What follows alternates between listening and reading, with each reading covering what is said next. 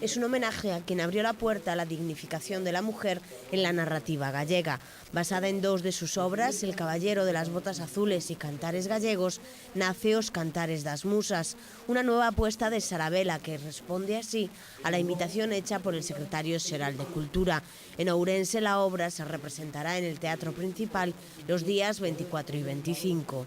Decidimos que sería moi fascinante, tanto para nós, pero sobre todo para os espectadores a que nos diriximos, facer esta celebración aunando poesía e prosa e transformando nunha produción teatral. Pero arriscamos, quero dicir, non só porque Rosalía non mete medo, motiva a seguir a súa estela, non? Pero tamén moita responsabilidade. E entón emprendemos esta tarefa con ese compromiso, con esa necesidade, con esa conciencia de saber que o teatro non é un luxo, é unha necesidade, como ela tamén sentía a escrita. Por su parte, el secretario xeral se desmarcaba del incumplimiento de plazos de la Axencia Galega das Industrias Culturais, asegurando que el teatro sigue siendo una prioridad para el gobierno autónomo. A actividade teatral non é un luxo, nin é algo do que poidamos prescindir.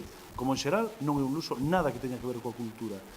E nese sentido, para nós, o teatro, o sistema teatral galego é unha prioridade que contextualizamos no momento no que estamos e nas dificultades que temos de financiamento.